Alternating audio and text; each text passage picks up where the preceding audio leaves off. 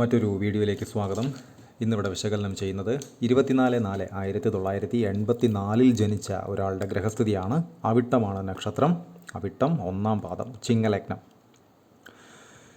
2-0-3 ഉച്ചത്തിൽ ശനി, 4 രുചകയോഗം കൊടുത്തുകൊണ്ട് കുജൻ, കേതു, 5 വ്യാഴം, 6 ചന്ദ്രൻ, 7-0-8 ഉച്ചത്തിൽ ശുക്രൻ, 9 ഉച്ചത്തിൽ സൂര്യൻ, ബുധൻ, 10 രാഹു, 11-0, 12 ഗുളികൻ. ഇതാണ് ഇദ്ദേഹത്തിൻ്റെ ഗ്രഹസ്ഥിതി. വളരെ പ്രത്യേകതകളുള്ള ഒരു ഗ്രഹനിലയാണിത്. ഇവിടെ പ്രധാനമായും പ്രബല ഗ്രഹങ്ങൾ എന്ന് പറയപ്പെടുന്ന ശനി, വ്യാഴം, ശുക്രൻ, സൂര്യൻ ഇതെല്ലാം തന്നെ വളരെ നല്ല ഭാവങ്ങളിലാണ് നിൽക്കുന്നത്. 6-ൻ്റെയും 7-ൻ്റെയും ആധിപത്യം വഹിക്കുന്ന ശക്തനായ ശനി ഉച്ചത്തിൽ നിൽക്കുന്നു തുലാത്തിൽ.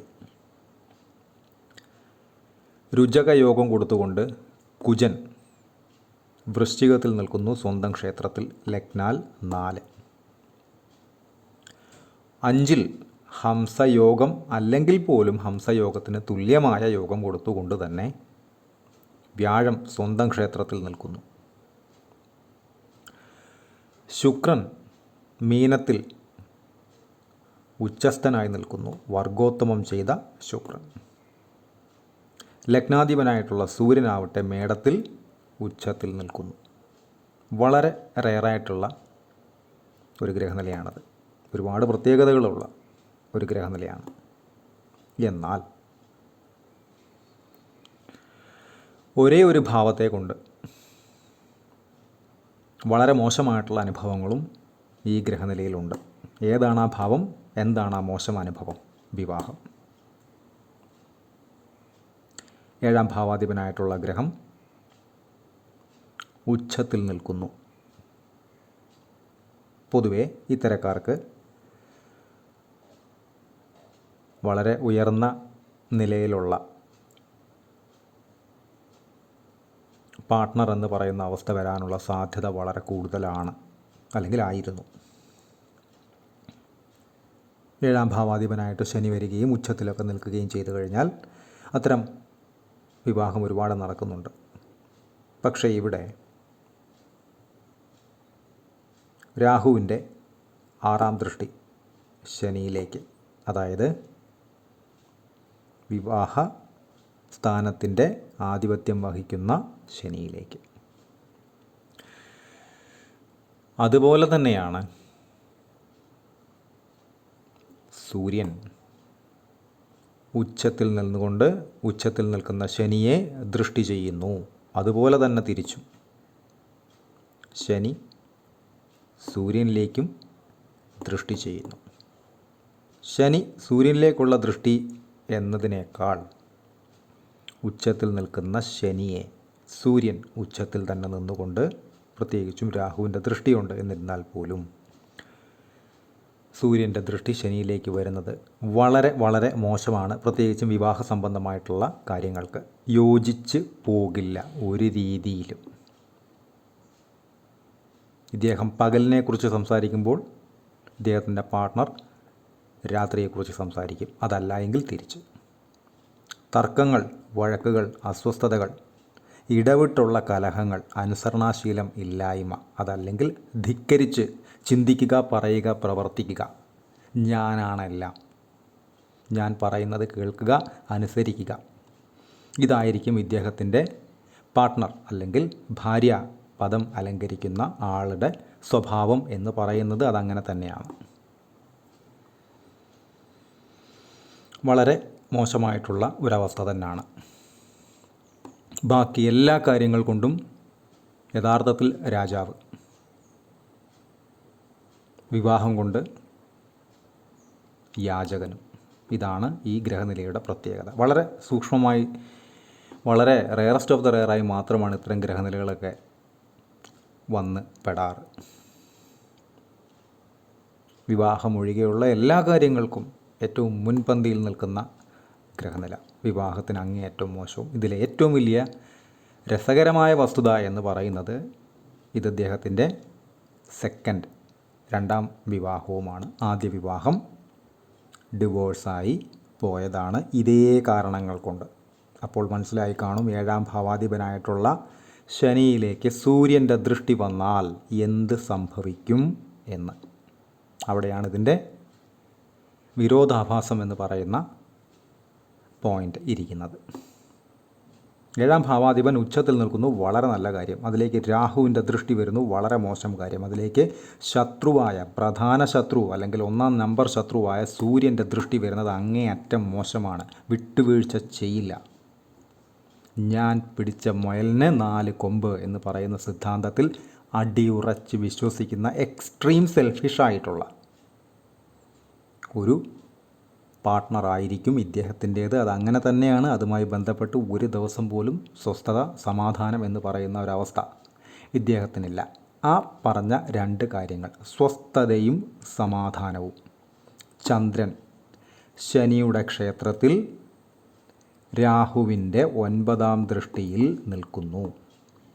മുൻപും ഒരുപാട് വീഡിയോകളിൽ പറഞ്ഞിട്ടുള്ള ഒരു കാര്യമാണ് ചന്ദ്രനോടൊത്ത് ശനി, അതല്ല എങ്കിൽ ഗുളികൻ, അതല്ല എങ്കിൽ കേതു, അതല്ല എങ്കിൽ നീചസ്ഥനായി നിൽക്കുക, അല്ലെങ്കിൽ നീചസ്ഥനായ ഗ്രഹത്തോടൊപ്പം നിൽക്കുക, അല്ലെങ്കിൽ രാഹുവിൻ്റെ ദൃഷ്ടി. ഇത്രയും കാര്യങ്ങൾ ചന്ദ്രനുമായി വന്നു കഴിഞ്ഞാൽ അത്തരക്കാർക്ക് ഏതെങ്കിലുമൊക്കെ രീതിയിൽ മനസ്സമാധാനക്കേട്, സ്വസ്ഥതയില്ലായ്മ, സ്ഥിരമായ മനസ്സിന് അലോസരപ്പെടുത്തലുകൾ ഉണ്ടാകുന്ന അനുഭവങ്ങൾ, സാഹചര്യങ്ങളിലൂടെ സഞ്ചരിക്കുക, അറിഞ്ഞോ അറിയാതെയോ, ഇത്തരക്കാർക്ക് സഹജമായിട്ടുള്ള ഒരു കാര്യമാണത്.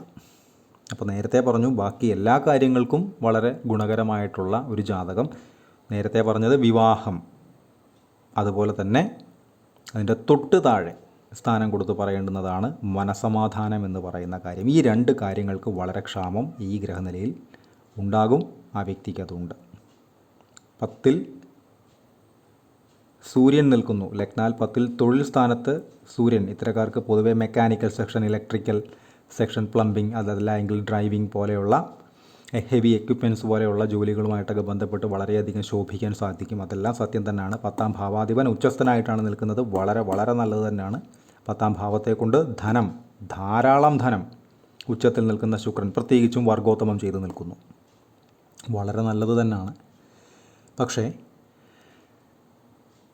നേരത്തെ പറഞ്ഞ 2 കാരണങ്ങൾ, എല്ലാ മനസമാധാനവും, എന്തെല്ലാം വന്നാലും, എന്തെല്ലാം ഉണ്ടെങ്കിലും, സ്വത്തുണ്ടെങ്കിലും, പണമുണ്ടെങ്കിലും, വാഹനങ്ങളുണ്ടെങ്കിലും, ധനമുണ്ടെങ്കിലും വളരെ ക്ഷാമം ഉള്ള ഒരു കാര്യം തന്നെയാണ്.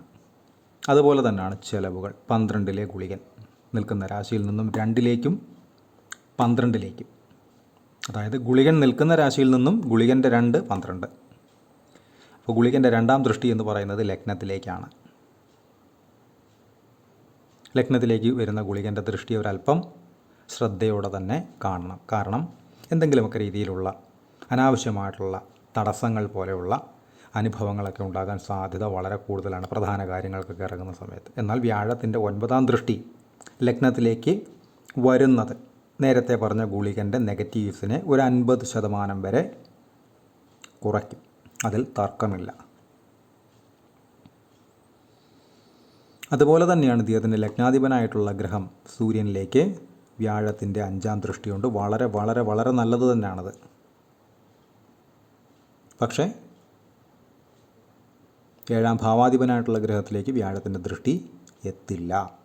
ലഗ്നത്തിൽ വ്യാഴത്തിൻ്റെ ദൃഷ്ടി തീരും. 9ാം ദൃഷ്ടി 5, 7, 9 ഇതാണ് വ്യാഴം ദൃഷ്ടി ചെയ്യുന്ന രാശികളെന്ന് പറയുന്നത്. ഏതൊരു ഗ്രഹനിലയിലും നിൽക്കുന്ന രാശിയിൽ നിന്നും 5, 7, 9.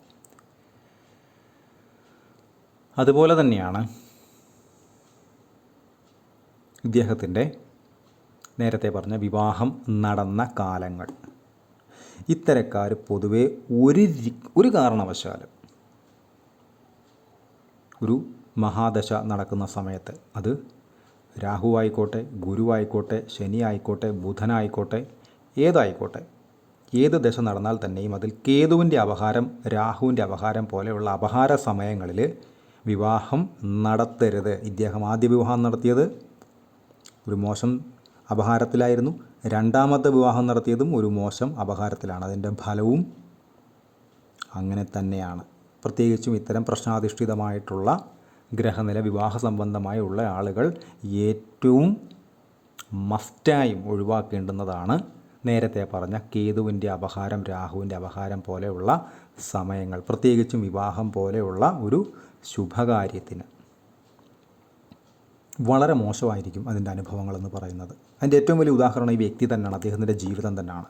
ആദ്യത്തെ വിവാഹം തകർച്ച സംഭവിച്ചു. രണ്ടാമത്തെ വിവാഹം തകർച്ചയിലൂടെ, അല്ലെങ്കിൽ ഒരു സ്വസ്ഥതയും സമാധാനവും യോജിപ്പും ചേർച്ചയും ഒന്നുമില്ലാതെ ഓരോ ദിവസവും തള്ളി നീക്കിക്കൊണ്ടിരിക്കുന്നു. അപ്പോൾ ഇത്തരം ഗ്രഹനില അത്തരം അപഹാരങ്ങളിൽ പോയി വിവാഹം കൂടെ ചെയ്തു കഴിഞ്ഞാൽ 100% വളരെ മോശമായിരിക്കും അതിൻ്റെ റിസൾട്ട് എന്ന് പറയുന്നത്. തർക്കമില്ല. ഇത് വളരെ ശ്രദ്ധിക്കേണ്ടുന്ന ഒരു കാര്യം തന്നെയാണ്. കൃത്യമായി പരിഹാരങ്ങൾ ചെയ്ത് തന്നെ വേണം ഇത്തരം വ്യക്തികൾ മുന്നോട്ട് പോകാനായിട്ട്. പ്രത്യേകിച്ചും മനസ്സമാധാനം പോലെയുള്ള കാര്യങ്ങൾക്ക് 1 കോടി രൂപ കിട്ടിയാൽ തന്നെയും അത് ആസ്വദിക്കാൻ മനസ്സുകൊണ്ടത് ലഭിച്ചുവെന്ന് തോന്നലെങ്കിലും ഫീൽ ചെയ്യണമെങ്കിൽ അതിനൊരു മനസ്സമാധാനം എന്ന് പറയുന്ന അവസ്ഥ വേണം ഏതൊരു മനുഷ്യനെ സംബന്ധിച്ചും. എന്ന് വെച്ചാൽ പണത്തേക്കാളും വലുതാണ് മനസ്സും അതിൻ്റെ സമാധാനവും. അതിന് വേണ്ടുന്ന പരിഹാരങ്ങൾ കൃത്യമായി തന്നെ ചെയ്തു തന്നെ വേണം ഇത്തരം വ്യക്തികൾ മുന്നോട്ട് പോകാനായിട്ട്. അതുപോലെ തന്നെയാണ് ഇദ്ദേഹത്തിൻ്റെ ദശകൾ എടുത്തു കഴിഞ്ഞാൽ കുജദശയിൽ ജനനം, അവിട്ടമാണ് നക്ഷത്രം. കുജദശയിൽ ജനിച്ചു 90 വരെ കുജൻ, രാഹു 2008 വരെ, വ്യാഴദശ 2024 വരെ, ശനിദശ 2043 വരെ. അതിനുശേഷമാണ് ബുധൻ 2060 വരെ. ശേഷം കേതു, ശുക്രൻ എന്നീ ക്രമത്തിലാണ് ഇദ്ദേഹത്തിൻ്റെ ദശകൾ കടന്നു പോകുന്നത്. ഇദ്ദേഹത്തിൻ്റെ നടപ്പ് ദശ എന്ന് പറയുന്നത് വളരെ പ്രാധാന്യമുണ്ട് ഇദ്ദേഹത്തെ സംബന്ധിച്ച്. നടപ്പ് ദശയ്ക്ക് ശനിയിൽ ശനി 19/1/2024 തൊട്ട് 22/1/2027 വരെ ശനി ദശയിൽ ശനിയുടെ അപഹാരം. എങ്ങനെയുള്ള ശനി? വിവാഹസ്ഥാനത്തിൻ്റെ അധിപനായിട്ടുള്ള ആധിപത്യം വഹിച്ചുകൊണ്ട് ഉച്ചത്തിൽ തുലാത്തിൽ നിൽക്കുന്ന ശനി. രാഹുവിൻ്റെ ദൃഷ്ടി അവിടേക്കുണ്ട്. സൂര്യൻ്റെ നേരത്തെ പറഞ്ഞു ദൃഷ്ടിയും അവിടേക്കുണ്ട്. വിവാഹ സംബന്ധമായിട്ട് വളരെ വളരെ മോശം സമയമാണിത്. തർക്കങ്ങൾക്കും വഴക്കുകൾക്കും കുറച്ചും കൂടെ കയറി പറഞ്ഞാൽ ഡിവോഴ്സ് വരെ പ്ലാൻ ചെയ്യാൻ സാധ്യതയുള്ള ഒരു സമയത്തിലൂടെയാണ് ഇദ്ദേഹം സഞ്ചരിച്ചു കൊണ്ടിരിക്കുന്നത്. പ്രത്യേകിച്ചും ശനിയിൽ ശനി 2027 ജനുവരി 22 വരെ വളരെയധികം ശ്രദ്ധിച്ചും സൂക്ഷിച്ചും ക്ഷമയോടെയും പക്വതയോടെയും ആലോചിച്ചും മാത്രമേ പല രീതിയിലുള്ള പ്രതികരണങ്ങൾക്കും പാർട്ട്ണർ അതല്ലെങ്കിൽ ഭാര്യയുമായി പോകാവൂ എന്നൊരർത്ഥം ഇതിൽ തന്നെയുണ്ട്. വളരെ ശ്രദ്ധിക്കേണ്ടുന്നൊരു കാര്യം. എന്നാൽ ബാക്കിയുള്ള എല്ലാ കാര്യങ്ങൾക്കും ശനി വളരെ ഗുണപരമായിട്ടുള്ള ഫലങ്ങൾ കൊടുക്കുകയും ചെയ്യും. ഇത് വളരെ ശ്രദ്ധിക്കേണ്ടുന്ന ഒരു കാര്യം തന്നെയാണ്. നല്ലതാണോ? നല്ലതാണ്. എന്നാൽ അതുകൊണ്ട് മോശമുണ്ടോ? മോശമുണ്ട് എന്ന് പറയുന്ന ഒരു പ്രത്യേക രീതിയിലുള്ള സമയമാണ് ഇപ്പോഴത്തെ സ്വാപഹാരം. പ്രത്യേകിച്ചും ഏതു വലിയ മഹായോഗം കൊടുക്കുന്ന ഗ്രഹമാണെങ്കിലും അതിൻ്റെ സ്വാപഹാരത്തെ ഒരല്പം ശ്രദ്ധയോടെ വേണം കാണാനായിട്ട്, അല്ലെങ്കിൽ കടത്തി വിടാനായിട്ട്. ഇവിടെ പ്രത്യേകിച്ച് ശനി സൂര്യൻ്റെ ദൃഷ്ടിയിലൊക്കെ നിൽക്കുന്നു എന്ന് പറയുമ്പോൾ അതിനെ വളരെ ശ്രദ്ധിച്ച് വേണം പ്രത്യേകിച്ചും അതിൻ്റെ സ്വാപഹാര കാലങ്ങളെ കാണാനായിട്ട് ഏതൊരാൾക്കും. കൺസൾട്ടേഷൻ ആവശ്യമുള്ള ആളുകൾക്ക് ഈ നമ്പറിൽ കോൺടാക്റ്റ് ചെയ്യാവുന്നതാണ്. കോൺടാക്റ്റ് ഡീറ്റെയിൽസ് ഡിസ്ക്രിപ്ഷനിൽ കൊടുത്തിട്ടുണ്ട്. ഇത്തരം വീഡിയോസ് ഇനിയും തുടരും. ഇതിൽ എടുത്തു പറയേണ്ടുന്ന മറ്റൊരു കാര്യം, ഇദ്ദേഹത്തിൻ്റെ ആദ്യ വിവാഹവും രണ്ടാമത്തെ വിവാഹവും നടന്നത് ഒരെണ്ണം കേതുവിൻ്റെ അപഹാരത്തിലായിരുന്നു, ഒരെണ്ണം രാഹുവിൻ്റെ അപഹാരത്തിലായിരുന്നു. ഇതൊക്കെ നേരത്തെ കൂട്ടി അറിഞ്ഞു വച്ചാൽ ഇത്തരം അബദ്ധങ്ങളിൽ ചാടാതെ ഏതൊരു മനുഷ്യനും രക്ഷപ്പെടാൻ സാധിക്കും.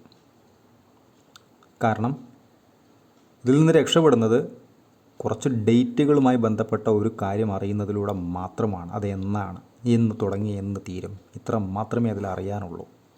ഇന്ന വർഷം തൊട്ട് ഇന്ന വർഷം വരെ അല്ലെങ്കിൽ ഇന്ന മാസം വരെ ആണ് കേതുവിൻ്റെ അപഹാരം, അതല്ല എങ്കിൽ രാഹുവിൻ്റെ അപഹാരം.